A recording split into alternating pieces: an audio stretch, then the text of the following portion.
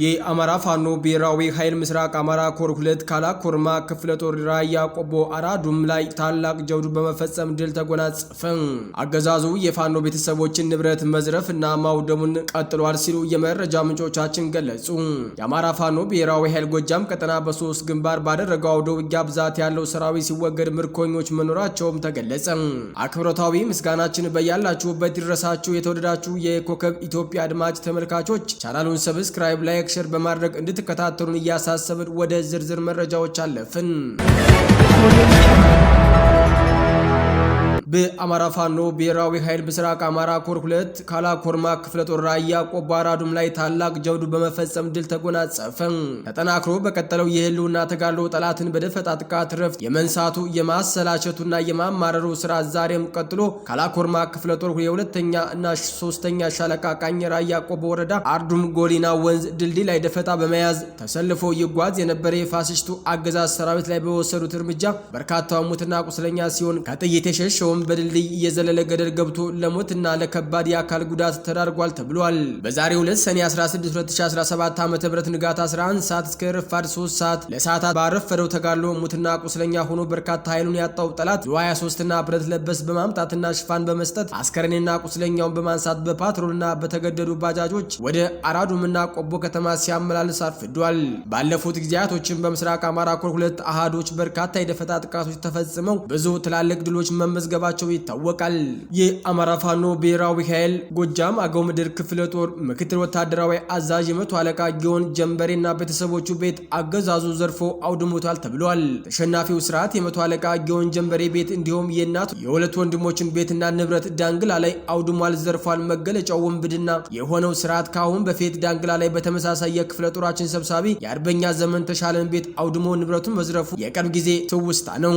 መንገድ መሪና ጠቋሚ ሆናችሁ ፋኖችና ቤተሰቦች ላይ ሀብትና ንብረት ጉዳት እንዲደርስ እያደረጋችሁ ያላችሁ ባንዳዎች ከድርጊታችሁ እንድትቆጠቡ ተደጋጋሚ ቢነገራችሁም ያልተገባ ተግባራችሁ ልትተው ባለመቻላችሁ እርምጃ እንወስዳለን ሲል የአማራ ፋኖ ብሔራዊ ኃይል ጎጃም አገው ምድር ክፍለ ጦር የህዝብ ግንኙነት ኃላፊ ፋኖ ይበልጣል እውነቱ ተናግሯል። የስምንተኛ በላይ ዘለቀ ክፍለ ጦር ስር የሚገኘው ደባይ ጮቄ ብርጌድና ባኮስትር ብርጌድ በሁለት ቦታዎች ውጊያ ያካሄዱ ሲሆን አመርቂ ድል ማስመዝገባቸው ተገለጸ።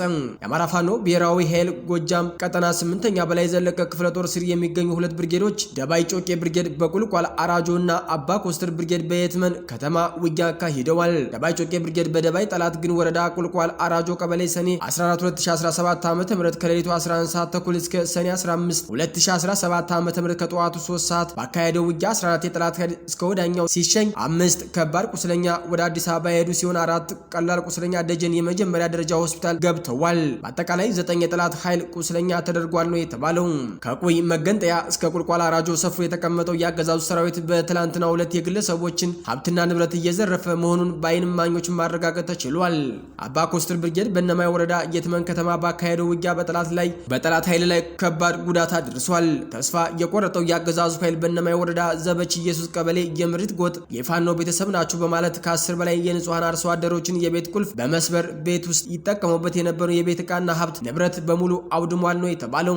የአማራ ፋኖ ብሔራዊ ኃይል የአማራ ፋኖ ብሔራዊ ኃይል ጎጃም ቀጠና አንደኛ ክፍለ ጦር ባህር ዳር ብርጌድ በላይ ዘለቀ ሻለቃ በትናንትናው ዕለት ሰኔ 15 2017 ዓ.ም ከጠዋቱ 5 ሰዓት ላይ ጠላት ከዓመታት በላይ በባህር ዳር ከተማ በቅርብ ርቀት ከሚገኘው ዘንዘልማ ሳተላይት ከተማ የባህር ዳር ዩኒቨርሲቲ አንዱ አካል የሆነውን ዘንዘልማ ዩኒቨርሲቲ አካባቢ የሚገኙ ባንዳ ሚኒሻዎችን የበላይ ዘለቀ አናብስት አባላት ጥቃት በመፈጸም ሙትና ቁስለኛ ማድረግ ችለዋል። ይህንን የክንደ ነበልባሉ ፋኖ ጡንቻ አልችል ብሎ በጠዋት ሙትና ቁስለኛ የሆነው የባንዳ ስብስብ ጉልበቱን የሚያሳየው ሰላማዊ ነዋሪዎች ላይ መሆኑ መገለጫ ባህሪው ነውና በደረሰበት ጉዳት ተናዶ ተወርዋሪው ፋኖ ላይ ምንም ጉዳት ማድረስ አልችል ሲል ዘንዘልማ አካባቢ ያለ ንጹሃን ህዝብ ደብድቧል፣ አስሯል። አለፍ ብሎም የፋኖ ቤተሰብን በርና መስኮት በመገንጠል የቤት ዕቃ ማውደሙን ማረጋገጥ ተችሏል። በሌላ በኩል የፋኖን ኃይል ክንድ መቋቋም ያቃት የማፊያ ስብስብ የብልጽግናው መንደር በእጅጉ እየፈራረሰ ነው ተብሏል። በትናንትናው ዕለት 10 የሚሆኑ የወራሪ አብይ አህመድ ሰራዊት የፋሽስታዊውን የአገዛዝ ስርዓት ከርተው የጌታ ዮፍታይ ንጉሴ 6ኛ ክፍለ ጦር ጦሩን ተቀላቅለዋል። አንደኛ ሬድ አማን ጀፋሪ፣ ሁለተኛ ሐምዛ ኡስማን የተባለ ደብረ ኤልያስ ከ32ኛ ክፍለ ጦር ሁለት ጥቁር ክላሽ ከነሙሉ ትጥቁ ይዞ የበረኛው ጅብላ ሙተራ ብርጌድን የተቀላቀለ ሲሆን ሌሎቹ 8 የወራሪው ሰራዊት አባላት የደንበጫ ኢንጂነር ክበር ተመስገን ብርጌድን ተቀላቅለዋል። በትናንትናው ዕለት በአሸባሪው ኃይል በሰከላ ወረዳ ግሽ አባይ ከተማ ዙሪያ ባሉ ቀበሌዎች የታፈኑ ነዋሪዎችን የጊዮን ብርጌድ ፋኖ ማስለቀቁን ገለጸ። በግዴታ ሰልፍ ትወጣላችሁ በማለት በኮለል ቀበሌ 34 ሳውስ 50 ጎድር 64 ነዋሪዎችን ከቤተ ክርስቲያን አፍነው ወደ ሰከላ ግሽ አባይ ከተማ ይዞ ሲንቀሳቀስ የነበረውን ኃይል የጊዮን ብርጌድ አናብስቶች አባግስ ሻለቃ፣ ግትም ሻለቃና ኃይል አድማሱ ሻለቃ በአንድ ላይ ጥምረት በመፍጠር ጠላት ላይ መብረቃዊ ጥቃት በመሰንዘር ከታፈኑ ሰዎች መካከል 144 ንጹሃንን አስለቅቀዋል። ሰከላ ወረዳ ግሽ አባይ ከተማ የመሸገው አሸባሪ ኃይል 22 ንጹሃንን አፍኖ የወሰደ ሲሆን ፋኖን ታወግዛላችሁ፣ ፋኖን ማታወግዙ ከሆነ እናንተም ፋኖ ናችሁ ትረሻናላችሁ በማለት ሲያስፈራራቸውና ስልጠና ሲሰጥ እንደዋለ የውስጥ የመረጃ ምንጮቻችን ለጊዮን ብርጌድ አድርሰዋል ሲል ቻለ አድማሱ ገልጿል። ወደ ውጭ ዜና ስናልፍ ኢራናውያን የማሸነፊያ ብዙ አማራጮች በእጃችን አለ ያሉ ሲሆን የአሜሪካ መንግስት በበኩሉ ኢራን ሰርጡን ብትዘጋ መጥፊያዋ ይሆናል ማለታቸው ተደምጧል። ኢራን የሆርሙዝ ሰርጥን ለመዝጋት የደህንነት ምክር ቤቱን ውሳኔ እየጠበቀች ነው ተብሏል። የዓለም 20 በመቶ የነዳጅ ምርት የሚቀርብበትን የሆርሙዝ ሰርጥ እንዲዘጋ የኢራን ፓርላማ ሊወስን የደህንነት ምክር ቤት የመጨረሻ ውሳኔ እየጠበቀ እንደሚገኝ የኢራን ዜና አገልግሎት ዘግቧል። አሜሪካ ኢራን ላይ ጥቃት ከፈጸመች በኋላ የጦርነቱ ሂደት ወደ ሌላ አቅጣጫ እያመራ ሲሆን ስለ ሆርሙዝ ሰርጥ መዘጋት የተጠየቁት የኢራን የውጭ ጉዳይ ሚኒስተርን ብዙ አማራጮች በእጃችን አለ ሊሆን ይችላል ብለው መልሰዋል። አሊ ካሚን ከፍተኛ አማካሪም ሀገራቸው በአሜሪካ ከተጠቃች በኋላ ኢራን ሰርጡን መዝጋት እንዳለባትና የአሜሪካ መርከብ ማጥቃት እንዳለባት ሲገልጹ ነበር። የምክር ቤቱ ውሳኔ የዓለምን ኢኮኖሚ በተለያየ ሁኔታ የነዳጅ ዋጋን ሊያሻቅብ የሚችል ሲሆን የሚሰጠው ውሳኔም ይጠበቃል። ከዚሁ ጋር በተያያዘ የአሜሪካ ምክትል ፕሬዚዳንት ጄዲ ቫይንስ የኢራን የሆርሙዝ ሰርጥ መዘጋት መጥፊያዋ እንደሚሆንም ገልጸዋል። ቫይንስ ሀገራቸው የአሜሪካ ወደ ጦርነት ውስጥ የገባቸው ከኢራን ጋር ሳይሆን ከኒውክሌር ፕሮግራሟ ጋር እንደሆነም ተናግረዋል። በ100% መተማመን የአሜሪካ ጥቃት የኢራን የኒውክሌር ጣቢያዎች አጥፍቷል ወይ በሚል ተጠይቀው ወደ እነዚህ አይነት የደህንነት መረጃዎች መግባት አልፈልግም፣ የአሜሪካ የምሽቱ ጥቃት ግን የኢራን የኒውክሌር የመታጠቅ አቅም በእጅጉ አዘግቶታል ብለዋል። ጥቃቱን ተከትሎ ኢራን በሆርሙዝ ሰርጥ አካባቢ ያለው የመርከብ እንቅስቃሴ ልትረብሽ ትችላለች በሚል የተጠየቁት ጄዲ ቫንስ እሱ ለኢራን መጥፊያዋ ይሆናል ሲሉ ነው መልስ የሰጡት። የኢራን አብዮታዊ ጥበቃ አዲሱን የኪባር መካከለኛ ርቀት ባላስቲክ ሚሳኤል በእስራኤል ለመጀመሪያ ጊዜ ማስፈንጨፉን ገለጸ። የእስልምና አብዮታዊ ጥበቃ ኮርፖሬሽን እንደገለጸው ከሆነ በሰኔ 22 ቀን የቤን ጉሪዮን አየር ማረፊያና የወታደራዊ ማዘዣ ማዕከላትን ጨምሮ ቁልፍ በሆነ የእስራኤል ኢላማዎች ለመምታት የኪባር ሸካን ሚሳኤልን መጠቀሙን አረጋግጧል።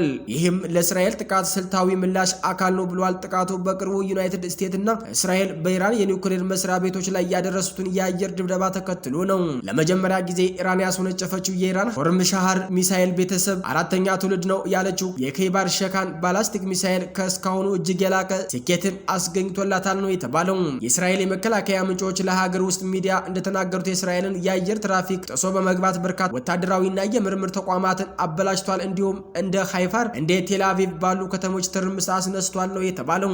የተከበራችሁና የተወደዳችሁ አድማጭ ተመልካቾቻችን የዕለቱ አበይት ክስተቶች እስካሁኖቹ ነበሩ። በሌላ የዜና ሰዓታችን እስከምንገናኝ ጤና ይስጥልኝ።